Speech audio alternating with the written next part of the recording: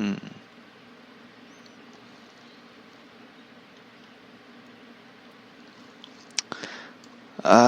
One thing I always wonder with Batman,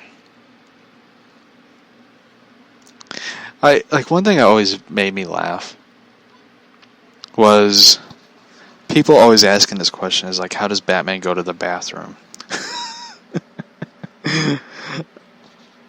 That's always like one question I remember as a kid. Someone asked that question once when I was a kid. I just sort of was like, why do you care who goes to the bathroom?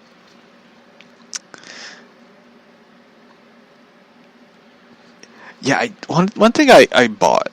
I remember I went to this comic book store, and I remember I talked about to the comic book shop owner about one thing I was always looking for was something from the animated series. And I always love the Batman in the animated series. And I found the comics. He found a couple of Batman Gotham Adventures comics, which was set in the Batman New Adventures, season, and Batman the Animated Series, where it has Batman, Robin, Nightwing, and Batgirl.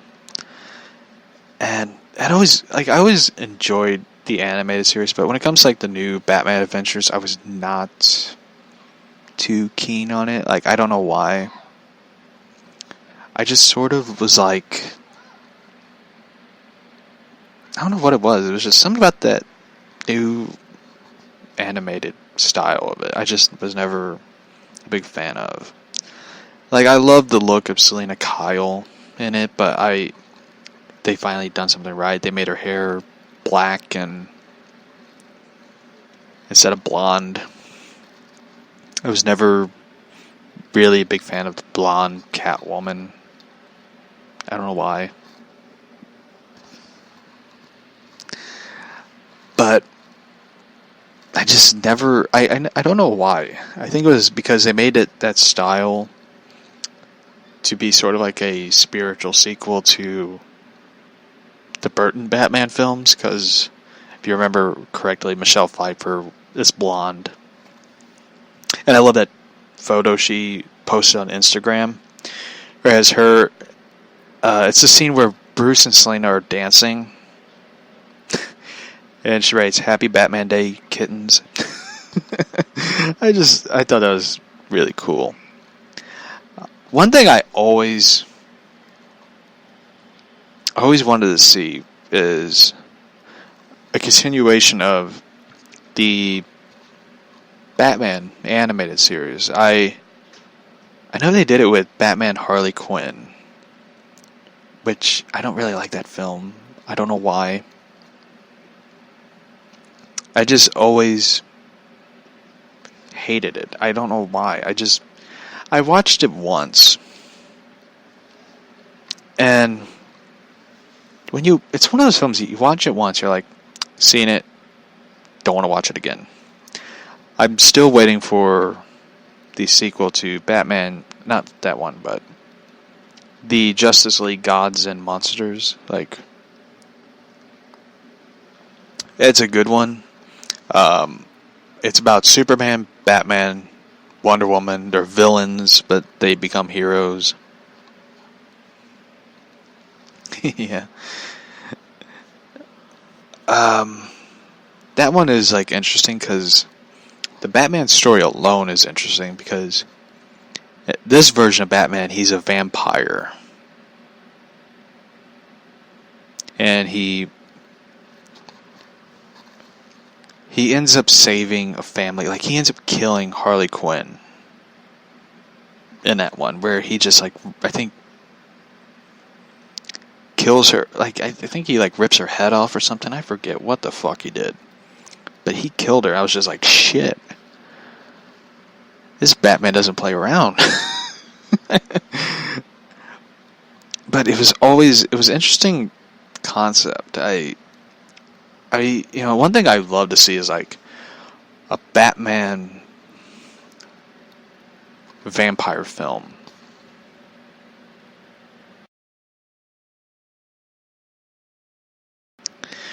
Batman Blood Rain, or Batman vs. Dracula.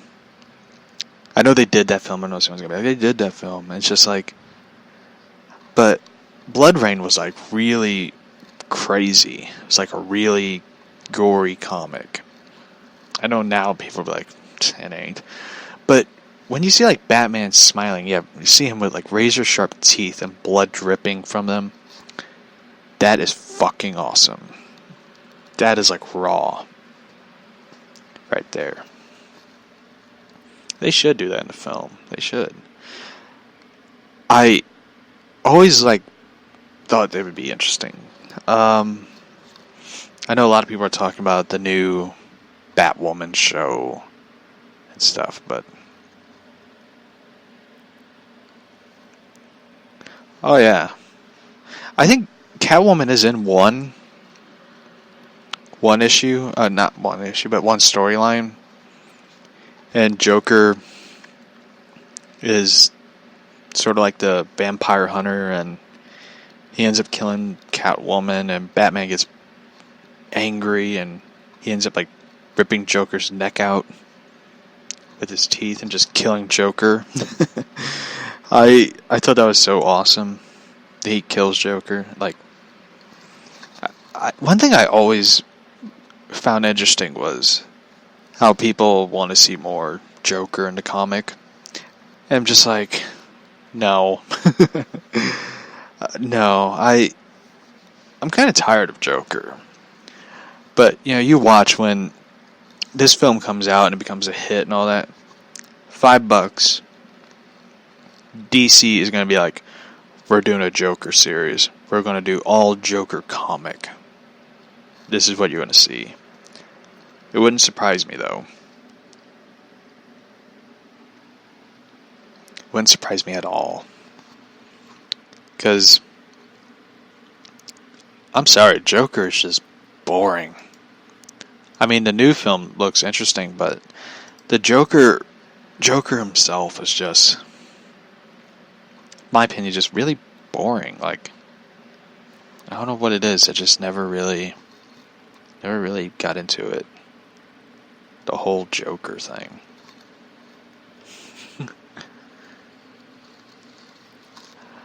So anyway.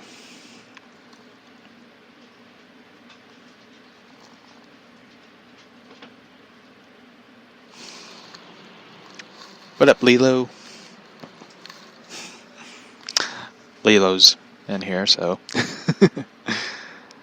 Anyway. Wow, they did an interview with Kevin Sullivan.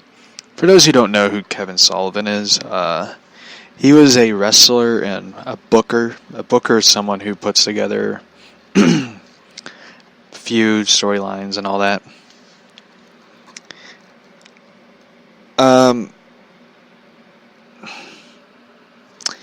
Fall. it's like fall weather. It was freaking cold last night. The story with Kevin Sullivan. He was married to Nancy Benoit. Her name was Nancy, otherwise known as Woman. She was a manager, and she ended up marrying Chris Benoit. And people who don't know the Chris Benoit story, I really can't explain it. I can't explain it, but you have to look it up. The story of it is like horrifying because it sort of like changed the way wrestling looks, concussions, injuries and stuff. I know they're making a documentary. Viceland is making a documentary, and I cannot wait to watch it. I know it sounds weird because it's like, you know what happened, but it's like watching people watching people who knew Chris Benoit and all that being interviewed and talking about it. That alone is interesting because the whole case of it's like so bizarre. everything about it. And I look forward to hearing guys like Chavo Guerrero Jr. and Chris Jericho, and them talk about Chris Benoit behind the scenes at a WWE show, because you really don't hear what happened behind the curtain at a WWE show. I know Chris Benoit was going to be in ECW, and that was before he died and stuff. And I look forward to seeing and hearing the stories of it, because for me, like, Chris Benoit was like my favorite wrestler, and it's so weird though, because I can't watch a lot of his matches that much, because once you see him do the diving headbutt, you look away, because it's like, shit. Because when he did the diving headbutt, he did it like, it was more of an impact on him than it was the person who was, he was supposed to hit the diving headbutt on. And there was like one match, it was in WCW, on Nitro. He was in a steel cage match, and he did a diving fucking headbutt off the top of the cage onto the person. I remember watching that live, and it was like the craziest fucking thing I've ever saw in a wrestling match. Because, one, there was no fucking way that dude was alright after that match. 2, why the fuck did you do that? 3, why? Because I had to look up the match. I have to look it up. It's on YouTube. Because I watched it on WWE Network.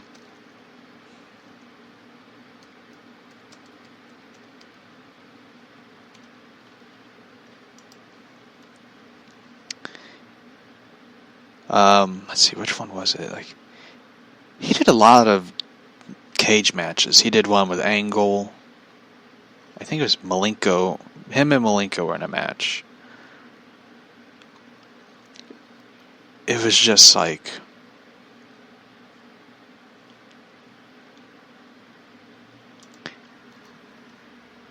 it was just like the craziest fucking thing I've ever seen. It was like,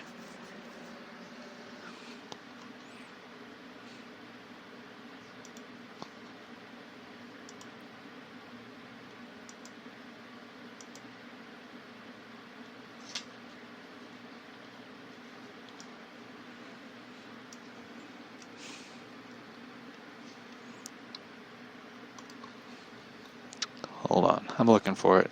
Oh, here it is. Yeah, he did the diving headbutt on Scott Hall in a steel cage match. And I was just like, why the fuck did you do that, dude? Like, I'm watching the video of it. Oh, shit.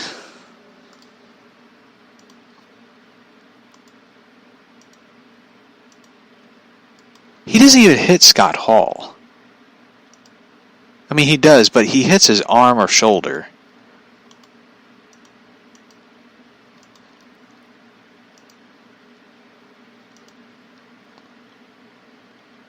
I want to see what the sound of impact is, because that was just like fucking crazy.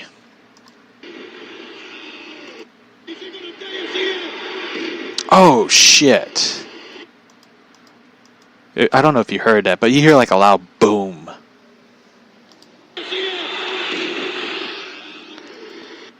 That is like fucking crazy.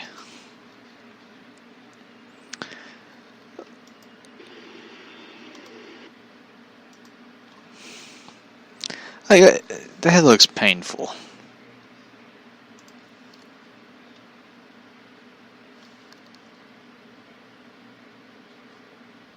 The last diving headbutt Chris Benoit did in his career